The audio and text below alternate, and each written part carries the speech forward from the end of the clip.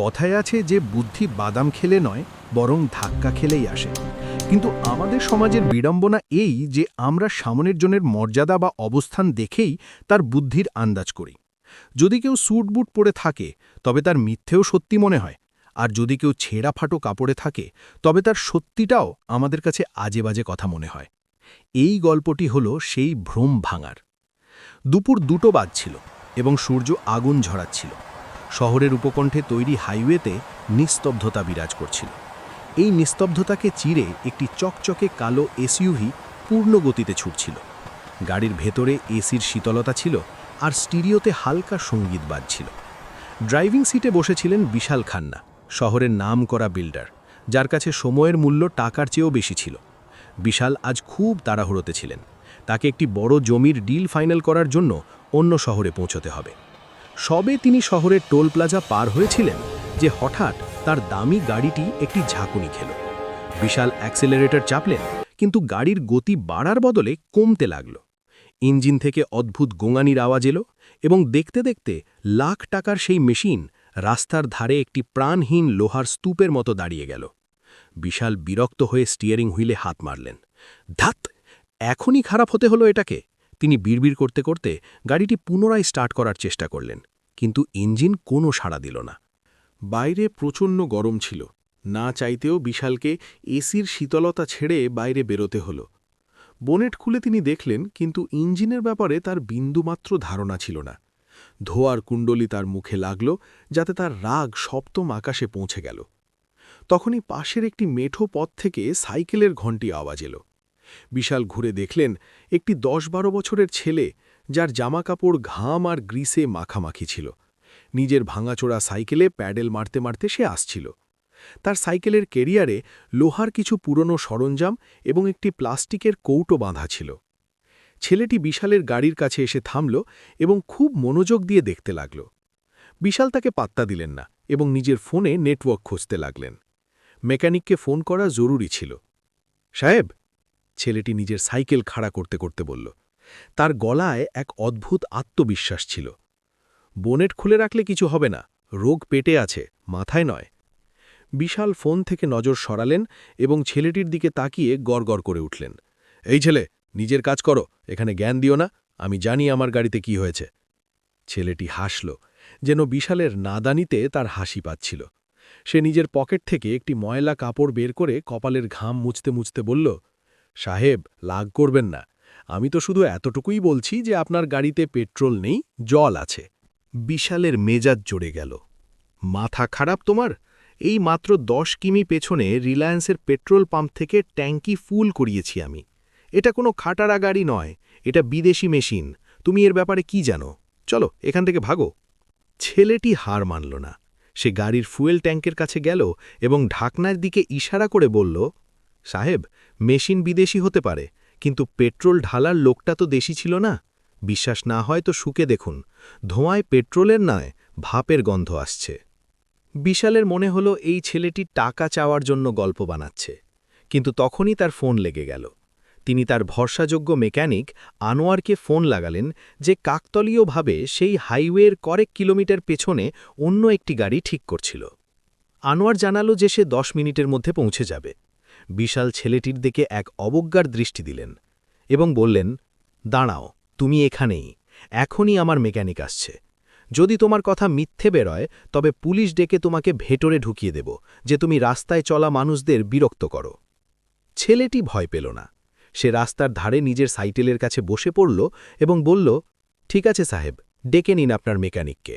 সত্যি তো সত্যিই থাকবে, চাই তাকে কোনো অশিক্ষিত বলুক বা কোনো ইঞ্জিনিয়ার। প্রায় 15 মিনিট কেটে গিয়েছিল।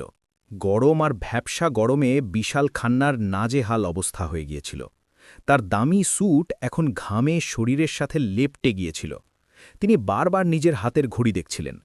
অন্যদিকে সেই ছেলেটি রাস্তার ধারে লাগানো মাইলস্টোনের ওপর খুব আরামে বসেছিল। তার মুখে না তো গরমের ছাপ ছিল আর না তো বিশালের প্রতাপের কোনো ভয়। সে নিজের সাইকেলের চাকা ঘুরিয়ে চেন ঠিক করছিল, যেন দুনিয়ার যাবতীয় তাড়াহুড়োর সাথে তার কোনো সম্পর্কই নেই।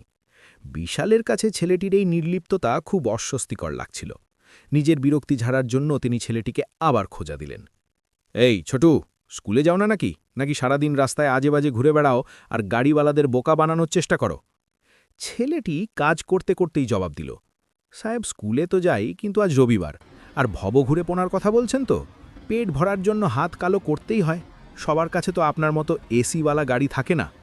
তার জবাব এতই মাপা ছিল যে বিশালের কাছে বলার মতো আর কিছু অবশিষ্ট থাকল না। তখনই দূর থেকে একটি মোটরসাইকেলের আওয়াজ এলো। বিশালের মুখে স্বস্তির ঢেউ খেলে গেল। আনোয়ার এসে গিয়েছিল। আনোয়ার শহরের পুরনো এবং অভিজ্ঞ মেকানিক। বিশালের সব গাড়ির দেখাশোনা সেই করত। আনোয়ার বাইক থামালো এবং জলদি হেলমেট খুলে বিশালের কাছে ছুটে এলো। ক্ষমা করবেন সাহেব, একটু ট্রাফিক ছিল। কি হলো নতুন গাড়ির? বিশাল রাগে হাত নাড়িয়ে বললেন। জানি না আনোয়ার, দেখো এই দামি মেশিনে কি সমস্যা হলো। আর এই ছেলেটি বলছে যে এতে জল আছে। আনোয়ার হাসল এবং বলল, আরে সাহেব, এরা তো বাচ্চা, যা খুশি বলে। আপনি শান্ত হন, আমি এক্ষুনি চোখের পলকে ঠিক করছি। আনোয়ার নিজের টুল বক্স খুলল এবং পুরো মন দিয়ে কাজে লেগে গেল। সে ব্যাটারি চেক করল, স্পার্ক প্লাগের তার নাড়াচাড়া করল, ফিউজ বক্স দেখল, সব ঠিক মনে হচ্ছিল। সে ড্রাইভার সিটে বসে সেলফ মারল। ইঞ্জিন শব্দ করে আবার খামোশ হয়ে গেল। আনোয়ারের কপালে ঘাম দেখা দিল। সে আবার চেষ্টা করল, কিন্তু ফলাফল একই হল। এত দামি আর নতুন গাড়িতে এত তাড়াতাড়ি খারাপ হওয়া বুদ্ধির বাইরে ছিল। সে ধাঁধায় পড়ে গেল এবং বোনেটের ভিতর উঁকি দিয়ে বিড়বিড় করল, অদ্ভুত ব্যাপার, কারেন্ট তো ঠিকই আসছে, কম্প্রেসারও ঠিক আছে। তখনই সেই ছেলেটি যে এতক্ষণ চুপচাপ তামাশা দেখছিল, ধীরে ধীরে আনোয়ারের পিছনে এসে দাঁড়াল। চাচা, ছেলেটি আনোয়ারকে সম্বোধন করল। ফুয়েল পাইপ খুলে দেখে নাও, ইনজেক্টর পর্যন্ত তেল নয়, জল পৌঁছাচ্ছে। আনোয়ার বিরক্ত হয়ে পেছনে তাকাল। তুই আমাকে কাজ শেখাবি? যা নিজের কাজ কর। কিন্তু বিশাল আর অপেক্ষা করতে পারছিলেন না। তিনি আনোয়ারের উপর চেঁচিয়ে বললেন, আনোয়ার, ও যা বলছে একবার চেক করে নাও, আমার দেরি হচ্ছে। যদি এটা ভুল হয় তবে আমি এর ব্যবস্থা নেব, কিন্তু এখন চেক করো। আনোয়ার না চাইতেও ফুয়েল লাইনের পাইপ খুলল এবং একটি খালি প্লাস্টিকের বোতলে সামান্য লিকুইড বের করল। যেমনই বোতলে লিকুইড এলো, আনোয়ার এবং বিশাল দুজনেরই চোখ ছানা বড়া হয়ে গেল। বোতলের নিচে পরিষ্কার জল ভাসছিল এবং ওপরে খুব সামান্য পেট্রোল। আনোয়ারের হাত থেকে স্লাইড রেঞ্জটি নিচে পড়ে গেল। সে তোতলাতে তোতলাতে বিশালের দিকে তাকাল। সাহেব, এ তো সত্যি বলছিল, পুরো ট্যাঙ্কিতে জল ভরা আছে। পেট্রোল পাম্পওয়ালারা খুব বড় জালিয়াতি করেছে আপনার সাথে। বিশাল স্তব্ধ হয়ে গেলেন। তার দামি স্যুট, তার বিদেশি গাড়ি, তার প্রতাপ, সব সেই মুহূর্তে সেই ছোট ছেলেটির সত্যির সামনে তুচ্ছ হয়ে গেল। তিনি ধীরে ধীরে ঘাড় ঘুরিয়ে সেই ছেলেটির দিকে তাকালেন। ছেলেটি এখনও ওখানেই দাঁড়িয়েছিল। তার মুখে কোনো জয়ের হাসি ছিল না, ছিল শুধু এক শান্ত স্থিরতা। বিশাল নিজের ভুল বুঝতে পারলেও তার অহংকার এখনও পুরোপুরি ভেঙে যায়নি। তিনি আনোয়ারকে জিজ্ঞাসা করলেন, তাহলে এখন এটা ঠিক হবে কি করে? আমার মিটিংয়ে পৌঁছানো খুব জরুরি। আনোয়ার মাথা চুলকাতে চুলকাতে বলল, সাহেব, পুরো ট্যাঙ্কি খালি করতে হবে, ফুয়েল লাইন পরিষ্কার করতে হবে, তারপর নতুন পেট্রোল ঢালতে হবে। এতে অন্তত ৩-৪ ঘন্টা লাগবে, আর এখানে রাস্তায় এসব করা মুশকিল। গাড়িকে গ্যারেজ পর্যন্ত টেনে নিয়ে যেতে হবে। ৩-৪ ঘন্টা? বিশাল চিৎকার করে উঠলেন, আমার কোটি টাকার লোকসান হয়ে যাবে। তখনই সেই ছেলেটি নিজের পকেট থেকে একটি পুরনো ঘষামাজা ভিজিটিং কার্ড বের করল এবং বিশালের দিকে এগিয়ে দিল।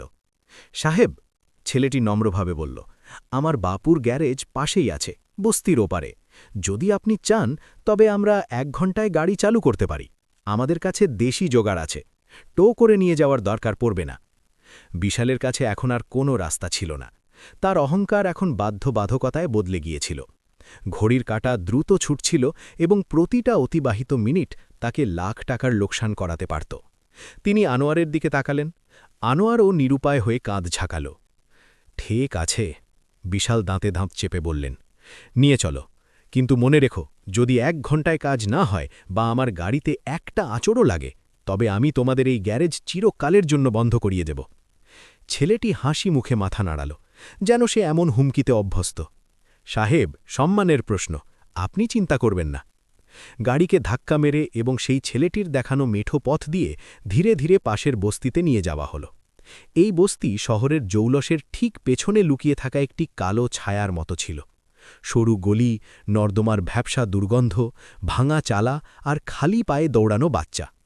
বিশাল নিজের নাকে রুমাল চাপা দিলেন। তিনি বিশ্বাস করতে পারছিলেন না যে তিনি নিজের কোটি টাকার ডিল ছেড়ে এই ধুলো আর নোংরার মধ্যে দাঁড়িয়ে আছেন। তার চকচকে এসইউভি এখানে অন্য কোনো গ্রহের যান বলে মনে হচ্ছিল। ছেলেটি তাদের একটি ছোট টিনের শেডের সামনে নিয়ে গেল, যার চারদিকে পুরনো টায়ার আর লোহার ভাঙাচোরা মালের স্তূপ ছিল। বাইরে একটি পুরনো জং ধরা বোর্ড টাঙানো ছিল, রাঘব অটো ওয়ার্কস। শেডের ভেতরে অন্ধকার ছিল। সেখানে একটি পুরনো খাটিয়ায় এক লোক শুয়েছিল। বিশালের নজর সেই লোকটির ওপর পড়ল তো তিনি থমকে গেলেন। সেই লোকটির একটি পা হাঁটুর নিচ থেকে কাটা ছিল এবং খাটিয়ার পাশে লোহার পুরনো বগল দাবানি ক্রাচেজ রাখা ছিল। বাপু, ছেলেটি উৎসাহ দিয়ে ডাক দিল। বড় গাড়ি এসেছে, ট্যাঙ্কিতে জল ভরে গেছে, জলদি ঠিক করতে হবে। খাটিয়ায় শোয়া লোকটি চোখ খুলল। তার মুখে অসুস্থতা আর দারিদ্র্যের গভীর ছাপ ছিল, কিন্তু তার চোখে একটি অদ্ভুত উজ্জ্বলতা আর স্থিরতা ছিল। সে বগল দাবানির সাহায্যে ওঠার চেষ্টা করল। আয় মানব, আনোয়ার ভাইও সাথে আছেন নাকি? সে না দেখেই আনোয়ারের পায়ের শব্দ আর গন্ধ চিনে নিয়েছিল। আনোয়ার এগিয়ে গিয়ে সেই লোকটিকে সাহায্য করল।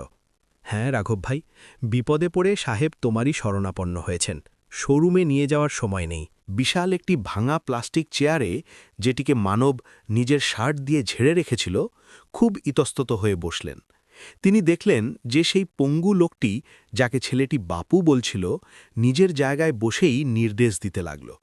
মানব, ওই নীল ড্রামের পেছনের সাকশন পাম্পটা বের কর, আর পুরনো ওয়াশিং মেশিনের মোটরের ওই জোগাড়টা লাগা।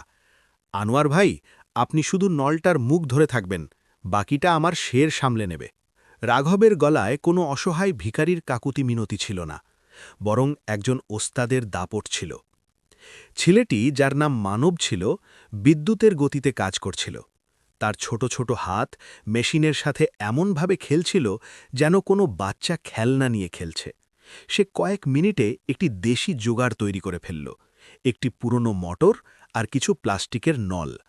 বিশাল এইসব দেখছিলেন, কিন্তু তার মনে এখনও সন্দেহ ছিল। তার মনে হল এই কাবাড়িওয়ালারা তার অত্যাধুনিক গাড়িকে আরও বরবাদ করে দেবে। তিনি নিজের চেয়ার থেকে উঠে দাঁড়ালেন এবং রাগে বললেন, এই ভাই, এটা কি তামাশা?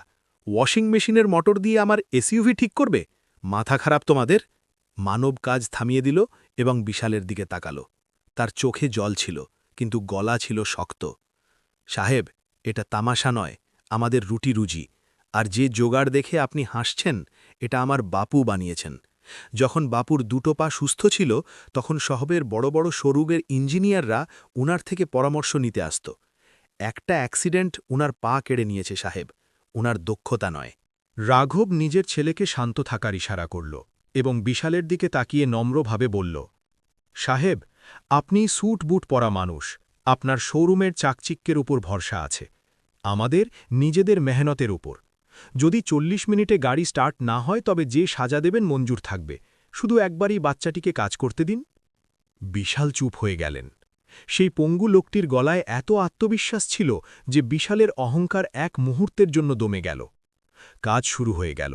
সেই পুরনো ওয়াশিং মেশিনের মোটরটি ঘর ঘর আওয়াজের সাথে নিজের কাজ শুরু করল। সরু প্লাস্টিকের নল দিয়ে হয়ে ট্যাঙ্কের নোংরা জল আর ভেজাল পেট্রোল দ্রুত বাইরে ড্রামে পড়তে লাগল। বিশাল খান্না অবাক হয়ে যাচ্ছিলেন। যে কাজের জন্য আনোয়ার ঘণ্টার পর ঘণ্টা সময় আর ওয়ার্কশপের বড় মেশিনের দাবি করেছিল, সেই কাজ এই ছোট ছেলেটি একটি ভাঙাচোরা শেডে ভাঙা টুকরো দিয়ে করছিল। গরম বেড়ে চলছিল আর শেডের টিনের ছাদ তেতে উঠেছিল। বিশালের গলা তেষ্টায় শুকিয়ে আসছিল। তিনি নিজের গাড়িতে রাখা ঠান্ডা জলের বোতলের কথা ভাবতে লাগলেন, কিন্তু গাড়ির ওয়্যারিং খোলা ছিল বলে তিনি ভেতরে যেতে পারছিলেন না। তিনি নিজের জায়গায় ছটফট করছিলেন। মানব, যে পুরো মনোযোগ দিয়ে পাইপ সামলাচ্ছিল, সে চোখের কোণ দিয়ে বিশালের অস্থিরতা বুঝে নিল। সে তার বাপুকে ইশারা করল। রাঘব তার খাটিয়ায় পাশে রাখা একটি মাটির কলসির দিকে ইঙ্গিত করল। মানব দৌড়ে গেল এবং একটি স্টিলের ঘটি ভরে জল নিয়ে এলো। সে খুব আদবের সাথে বিশালের সামনে ঘটি বাড়িয়ে দিল। সাহেব, জল বিসলেরই নয়, কিন্তু কলসির, ফ্রিজের থেকেও বেশি ঠান্ডা আর মিষ্টি। বিশাল প্রথমে ঘটিটির দিকে দেখলেন। তার মনে পরিচ্ছন্নতা নিয়ে দ্বিধা ছিল। তিনি সবসময় সিল করা জলই খেতেন, কিন্তু তেষ্টা এতই প্রচণ্ড ছিল যে তিনি সব নিয়ম শিখে তুললেন। তিনি ঘটি তুললেন এবং এক নিঃশ্বাসে সবটা খেয়ে নিলেন। মাটির সোঁদা বন্ধ আর জলের শীতলতা তাকে ভেতর পর্যন্ত তৃপ্ত করে দিল। সম্ভবত অনেক বছর পর তিনি সাধারণ জলে এত স্বাদ পেয়েছিলেন। ধন্যবাদ, বিশালের মুখ দিয়ে অজান্তেই বেরিয়ে গেল। রাঘব যে খাটিয়ায় শুয়ে এইসব দেখছিল, ধীর স্বরে বলল, সাহেব, এই ছেলেটা মানব। এর নাম অমনি অমনি রাখা হয়নি। ইনসানিয়াত বা মানবতা এতে ঠাসা আছে। পড়াশোনাতেও প্রথম হয়। গণিতের অঙ্ক এমনভাবে সমাধান করে যেমন মেকানিক স্ক্রু খোলে। বিশাল ঘটিটি ফেরত মানবকে দিলেন এবং রাঘবের দিকে তাকালেন। তাহলে ও এখানে গ্রিজ আর কালি মেখে নিজের শৈশব কেন নষ্ট করছে? রাঘবের চোখে গভীর যন্ত্রণা ফুটে উঠল। সে নিজের কাটা পায়ের দিকে তাকাল এবং এক ফ্যাকাশে হাসি দিয়ে বলল, সারেব, বাধ্যবাধকতা মানুষকে থেকে সেই সব করায় যা সে কখনো স্বপ্নেও ভাবে না। 2 বছর আগে এক সড়ক দুর্ঘটনায় আমার পা চলে গেল। ঘরের জমানো পুঁজি চিকিৎসায় শেষ হয়ে গেল। গ্যারেজ বন্ধ হওয়ার উপক্রম হয়েছিল। তখন এই ছোট্ট কাঁধ বোঝা তুলে নিল। স্কুল থেকে পালিয়ে আসে এবং এখানে আমার হাত পা হয়ে ওঠে, যাতে ঘরের উনুন জ্বলতে পারে। ওর স্বপ্ন হল ইঞ্জিনিয়ার হওয়ার, যাতে এমন গাড়ি বানাতে পারে যা কখনো খারাপ হবে না। বিশাল স্তব্ধ হয়ে গেলেন। তিনি যে ছেলেটিকে ভবঘুরে আর প্রতারক ভাবছিলেন, সে আসলে একজন দায়িত্বশীল ছেলে এবং একজন মেধাবী ছাত্র ছিল। বিশালের কাছে নিজের বলা কটু কথাগুলো এখন বিঁধতে লাগল। তখনই হঠাৎ মোটরের আওয়াজ বদলে গেল। মানব দ্রুত সুইচ বন্ধ করল এবং চেঁচিয়ে উঠল, বাপু, ট্যাঙ্কি খালি হয়ে গেছে, পুরো জল বেরিয়ে গেছে। সে জলদি আনোয়ারের সাহায্য নিল। আনোয়ার নিজের গাড়ি থেকে আনা স্পেয়ার পেট্রোলের ক্যান ট্যাঙ্কিতে ঢালল। মানব ফিউয়েল লাইন আবার জুড়ে দিল, ইঞ্জেক্টর পরিষ্কার করল এবং বোনেট বন্ধ করতে করতে ঘাম মুছল। সে বিশালের দিকে তাকিয়ে হাসি মুখে বুড়ো আঙুল দেখাল, সাহেব, চাবি ঘোরান, এখন এটা মাখনের মতো চলবে। বিশালের বুক দুরুদুরু করছিল। তিনি ঘড়ি দেখলেন, 35 মিনিট হয়ে গিয়েছিল। যদি গাড়ি এখন স্টার্ট হয়ে যায় তবে তিনি এখনও নিজের মিটিংয়ের জন্য সময় মতো পৌঁছতে পারবেন। কাঁপা কাঁপা হাতে তিনি চাবি ইগনিশনে লাগালেন এবং ঘুরিয়ে দিলেন। ইঞ্জিন একটু শব্দ করল এবং তারপর একটি জোরালো গর্জনের সাথে স্টার্ট হয়ে গেল। এসইউভির সেই দাপুটে আওয়াজ কোনো সঙ্গীতের চেয়েও কম মনে হচ্ছিল না। আনোয়ার খুশিতে লাফিয়ে উঠল, মেনে গেছি ওস্তাদ, রাঘব ভাই, তোমার ছেলে তো কামাল করে দিয়েছে।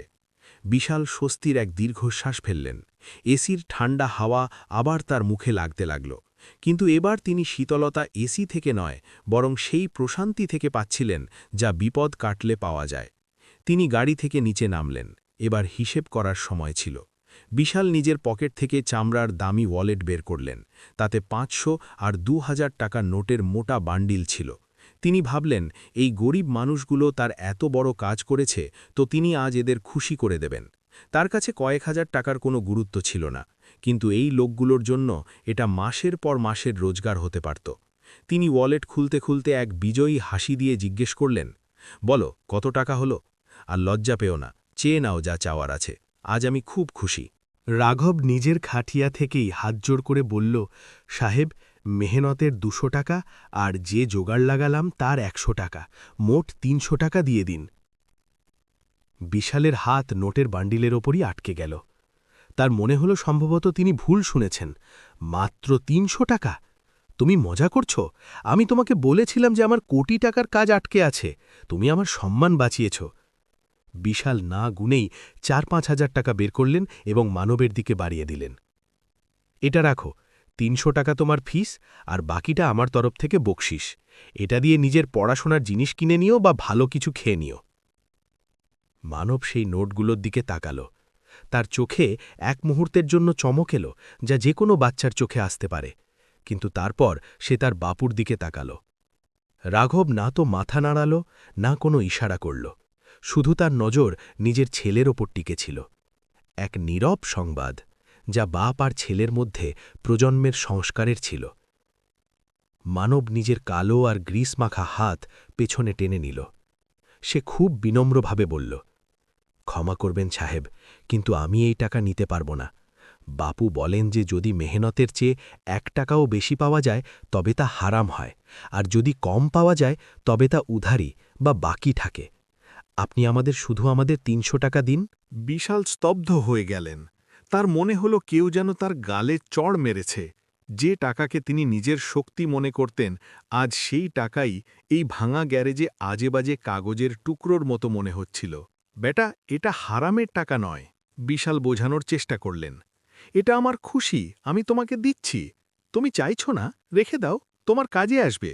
তখনই রাঘব তার গম্ভীর গলায় বলল, সাহেব, টাকা তো আসা যাওয়ার ছায়া, আজ আছে কাল থাকবে না।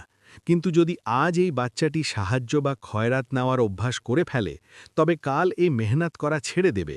এর খিদে পেটে আছে সাহেব, নিয়তে নয়। আর আমি চাই না যে এর নিয়তেও খিদে লেগে যাক। বিশালের হাতে নোট কাঁপতে লাগল। তিনি বুঝে গেলেন যে তিনি এমন এক দরবারে দাঁড়িয়ে আছেন যেখানে বড়লোক হওয়া ব্যাংক ব্যালেন্স দিয়ে নয়, বরং চরিত্র দিয়ে মাপা হয়। আর এই মাপকাঠিতে তিনি গরিব ছিলেন, আর এই পঙ্গু মেকানিক ও তার ছোট ছেলের রত্ন ছিলেন। তিনি চুপচাপ ৩০০ টাকা বের করে মানবের হাতে দিলেন। মানব সেগুলো কপালে ছোঁয়ালো এবং নিজের পকেটে রেখে দিল। বিশাল গাড়িতে বসলেন। ইঞ্জিন চালু ছিল, এসি চলছিল, কিন্তু তার ভেতর এক অদ্ভুত তোলপাড় চলছিল। তিনি গাড়ি নিয়ে সেখান থেকে বেরিয়ে তো গেলেন, কিন্তু রিয়ার ভিউ মিররে, পেছনের আয়নায়, তিনি ততক্ষণ সেই গ্যারেজটিকে দেখতে থাকলেন যতক্ষণ না তা ধুলোর আড়ালে অদৃশ্য হয়ে গেল। সারা রাস্তা বিশালের মন মিটিংয়ের চেয়ে সেই ছেলেটির কথার দিকে ছিল। অসুখটা পেটে আছে, মাথায় নয়, ইঞ্জিনিয়ার হতে চায়। রাঘবের কথাগুলো তার পানে বাজছিল। তিনি নিজের ডিল ফাইনাল করলেন, মুনাফাও করলেন, কিন্তু আজ তিনি সেই মুনাফায় সেই আনন্দ পাচ্ছিলেন না যা সবসময় পেতেন। তার বারবার মনে হচ্ছিল যে তার কিছু ধার রয়ে গেছে ওই গ্যারেজে। সন্ধ্যায় বাড়ি ফেরার সময় বিশাল নিজের গাড়ির মোড় আবার সেই বস্তির দিকে ঘুরিয়ে দিলেন। কিন্তু এবার তিনি নিজের গাড়ি ঠিক করতে নয়, বরং নিজের বিবেককে ঠিক করতে যাচ্ছিলেন। সূর্য ডুবে গিয়েছিল এবং বস্তিতে অন্ধকার নিজের পা ছড়াচ্ছিল। কোথাও কোথাও জ্বলতে থাকা হলুদ বাল্ব আর কেরোসিন তেলের প্রদীপের আলো সেই অন্ধকারের সাথে লড়ার এক ব্যর্থ চেষ্টা করছিল। বিশালের গাড়ি যখন আবার সেই কাঁচা রাস্তায় ঝাঁকুনি খেতে খেতে রাঘব অটোওয়ার্কসের সামনে থামল, তো সেখানে নিস্তব্ধতা ছিল। গ্যারেজের শাটার অর্ধেক নামানো ছিল। বিশাল গাড়ি থেকে নামলেন। তিনি দেখলেন যে গ্যারেজের বাইরে লাগানো বৈদ্যুতিক খুঁটির হলুদ আলোয় মশা আর পোকা ওড়াউড়ি করা সত্ত্বেও মানব একটি ছেঁড়া মাদুরে বসে পুরো মনোযোগ দিয়ে গণিতের অঙ্ক সমাধান করছিল। তার কাছে সেই পুরনো খাতাটি ছিল, যাতে গ্রিজের কিছু দাগ লেগেছিল। বিশাল নিজের কোটের পকেট থেকে একটি খাম বের করলেন এবং মানবের বইপত্রের উপর রেখে দিলেন। এটা টাকা নয়, এটা একটা দায়িত্ব। আমি শহরের সবচেয়ে ভালো ইঞ্জিনিয়ারিং কোচিং ইনস্টিটিউটের ডিরেক্টরের সাথে কথা বলেছি। এটা মানবের অ্যাডমিশনের কাগজ। ওর স্কুলের ফিজ, কোচিং আর বইপত্রের পুরো খরচ আজ থেকে আমার দায়িত্ব। গ্যারেজে নিস্তব্ধতা ছেয়ে গেল। মানবের চোখ ছানা বড়া হয়ে গেল। রাঘবের গলা বুঝে এলো, কিন্তু তার আত্মসম্মান আবার সামনে চলে এলো।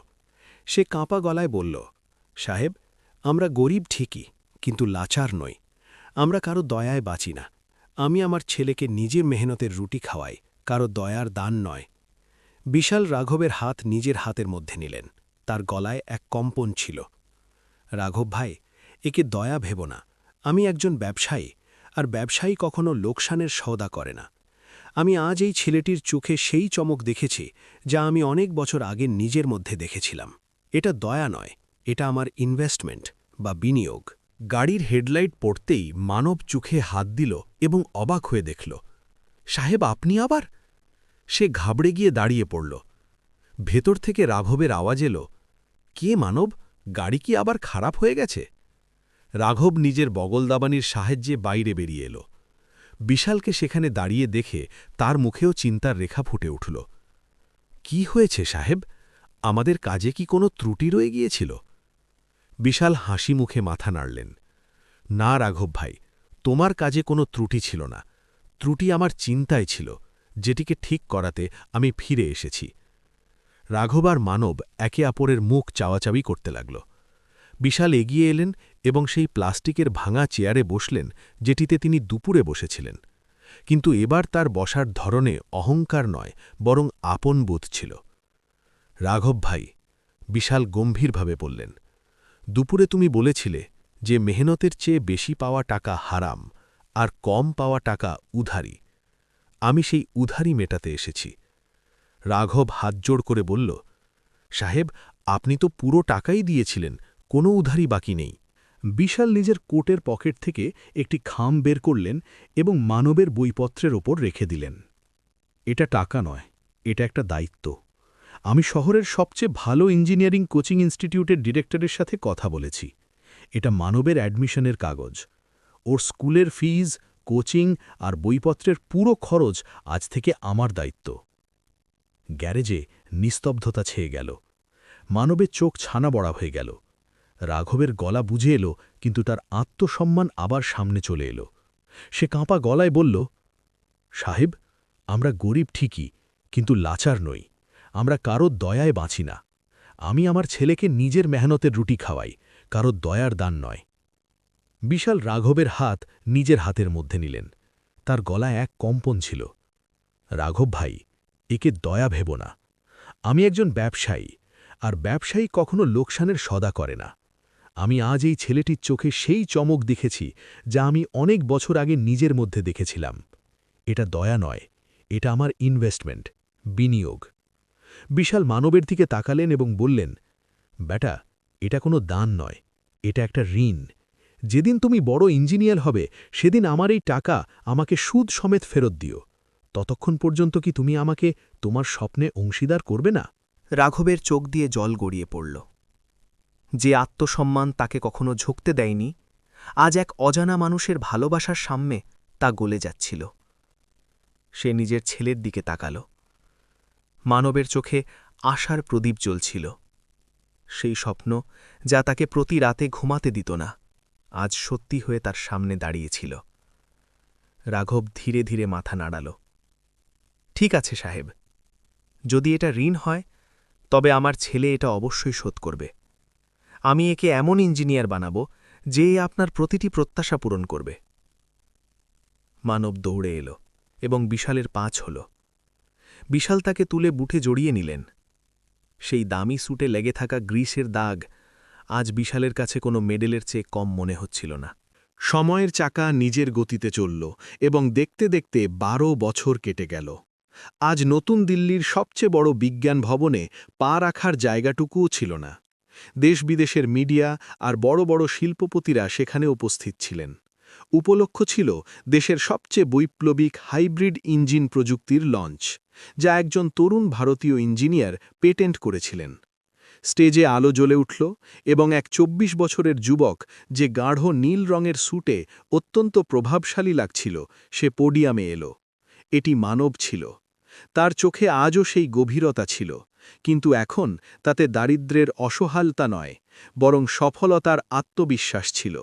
সে মাইক ধরল এবং হলে বসা হাজারো মানুষকে সম্বোধন করল। বন্ধুরা, আজ আপনারা যে ইঞ্জিনের প্রশংসা করছেন, তার ভিত্তি কোনো আইআইটির ক্লাসরুমে নয়, বরং একটি ভাঙাচোরা গ্যারেজে গড়ে উঠেছিল। আর সেই ভিত্তিকে সাহায্য করা দেবদূতরা আজ আমাদের মধ্যে উপস্থিত আছেন। মানব সামনের ভিআইপি সারির দিকে ইশারা করল। মিস্টার বিশাল খান্না, প্লিজ স্টেজে আসুন। বিশাল, যার চুল এখন পুরোপুরি সাদা হয়ে গিয়েছিল এবং যিনি এখন সাহায্যের জন্য একটি লাঠি ব্যবহার করতেন, ধীরে ধীরে স্টেজে উঠলেন। তার মুখে এক গৌরবময় হাসি ছিল। মানব সবার সামনে ঝুঁকে তার পা ছুঁল এবং নিজের পকেট থেকে একটি চেক বের করে তার হাতে দিল। পুরো হল শান্ত ছিল। মানব রুদ্ধ গলায় বলল, স্যার, আজ থেকে 12 বছর আগে আপনি আমার উপর যে ইনভেস্টমেন্ট করেছিলেন, এটি তার প্রিন্সিপাল অ্যামাউন্ট বা আসল এবং 12 বছরের সুদ, পাইয়ের হিসেব আছে। আজ আপনার ঋণ শোধ হল। বিশাল কাঁপা কাঁপা হাতে সেই চেকটি দেখলেন। সেটি একটি বড় অঙ্কের টাকা ছিল, কিন্তু পরের মুহূর্তেই তিনি মাইক হাতে নিলেন এবং যা বললেন তা সবার চোখ ভিজিয়ে দিল। বেটা মানব, বিশালের গলা প্রতিধ্বনিত হল, ঋণ তো টাকার হয়, আর তা তুমি শোধ করে দিলে, কিন্তু সেদিন সেই গ্যারেজে তুমি আমাকে যে ইনসানিয়াতের বা মানবতার পাঠ শিখিয়েছিলে, তার ঋণ আমি আজ পর্যন্ত শোধ করতে পারিনি। সেদিন আমার গাড়ি খারাপ হয়নি, বরং আমার কপাল ভালো ছিল যে ঈশ্বর আমাকে তোমার দরজা পর্যন্ত পৌঁছে দিয়েছিলেন। যদি সেদিন তুমি না থাকতে, তবে আমি হয়তো ধনী হয়েও গরিব হয়েই মরে যেতাম। বিশাল সেই চেকটি আবার মানবের পকেটে ঢুকিয়ে দিলেন এবং তাকে জড়িয়ে ধরলেন। হল করতালিতে ফেটে পড়ল। স্টেজের এক কোণে হুইলচেয়ারে বসে থাকা বৃদ্ধ রাঘবের ঝাপসা চোখ দিয়ে কান্নার ধারা বয়ে চলল। সে আসমানের দিকে তাকিয়ে হাত জোড় করল। তার জোগাড় আজ দুনিয়ার সবচেয়ে সেরা প্রযুক্তি হয়ে গিয়েছিল, আর তার ছেলে এমন এক মানুষ হয়ে গিয়েছিল যে সম্পদের কাছে নিজের সংস্কারকে কখনো বিক্রি করেনি। সত্যিই বলা হয়েছে, জীবনের গাড়ি পেট্রোল বা ডিজেলে নয়, বরং বিশ্বাস আর নেকির জ্বালানিতে চলে। যখন আমরা অন্য কারো নিভে যাওয়া প্রদীপে তেল ঢালি, তখন আলো শুধু তার ঘরে নয়, আমাদের নিজেদের মুখেও ফুটে ওঠে। কর্মের চাকা ঘুরে ফিরে অবশ্যই আসে, কখনো সাজা হয়ে তো কখনো আশীর্বাদ হয়ে।